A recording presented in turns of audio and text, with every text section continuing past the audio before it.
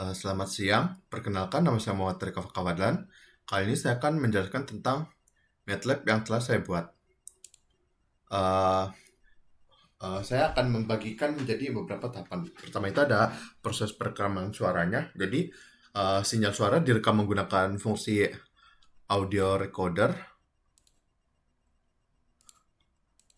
menggunakan fungsi audio recorder dengan frekuensi sampling sebesar 44,1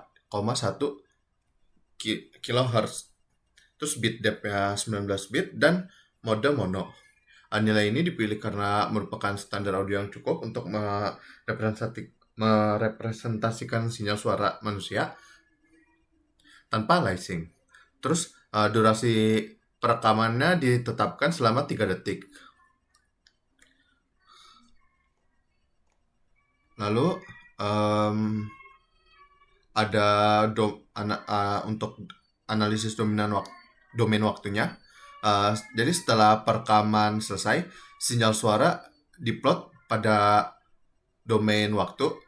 Grafiknya akan menunjukkan variasi amplitudo terhadap waktu. Terlihat bahwa energi sinyal meningkat secara signifikan pada rentang sekitar 1,5 hingga 2,3 detik yang merepresentasikan bagian aktif saat pengucapan kata selamat datang yang telah diituin. Terus bagian awal dan akhir sinyal memiliki amplitudo kecil yang menunjukkan kondisi diam atau noise ruangan. Terus ada transformasi ke domain frekuensi atau FFT. Jadi sinyal suara ditransformasikan ke domain frekuensi menggunakan fast Fourier transform. Jadi FFT atau fast Fourier transform ini digunakan untuk menguraikan sinyal waktu menjadi komponen frekuensi penyusunnya. Magnitudo spektrum dihitung dari nilai absolut hasil FFT dan dinormalisasikan terhadap panjang sinyal. Analisis hanya difokuskan pada frekuensi positif karena spektrum sinyal audio bersifat simetris.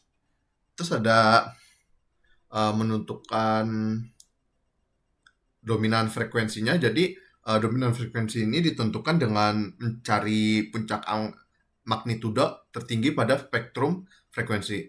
Hasil perhitungannya menunjukkan bahwa frekuensi dominan yang dari sinyal suara ini tuh adalah 54,3 Hz yang ditandai dengan titik merah pada grafik spektrum frekuensi. Terus nilai ini merepresentasikan frekuensi dengan energi terbesar dalam sinyal suara yang direkam.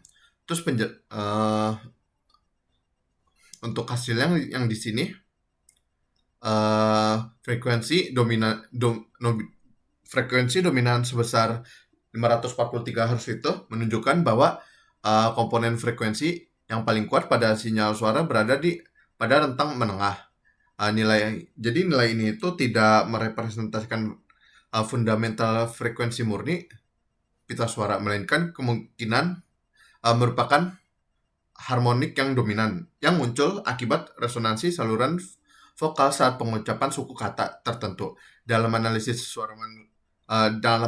suara ini, terutama pada pengucapan konsonan dan vokal terbuka, energi spektrum sering kali berpindah ke frekuensi harmonik yang lebih tinggi. Jadi hasilnya akan konsisten dengan karakteristik sinyal suara dan menunjukkan bahwa proses FFT berhasil mengidentifikasi komponen frekuensi utama.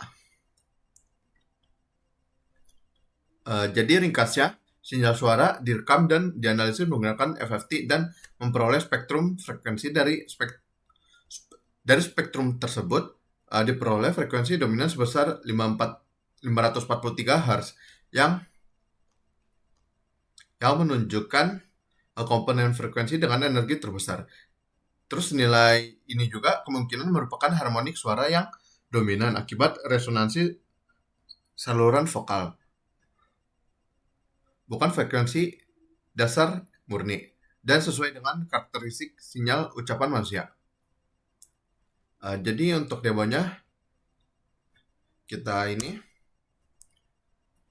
Jadi selamat datang. Nah, perekamannya selesai. Nah, di sini tuh ada dua. Jadi eh pertama itu yang tadi saya bilang tadi, jadi terus ini selamat datang. Time domain sinyalnya akan seperti ini. Terus untuk frekuensi spektrumnya akan seperti ini, yang ditandai bahwa yang paling tinggi itu ada di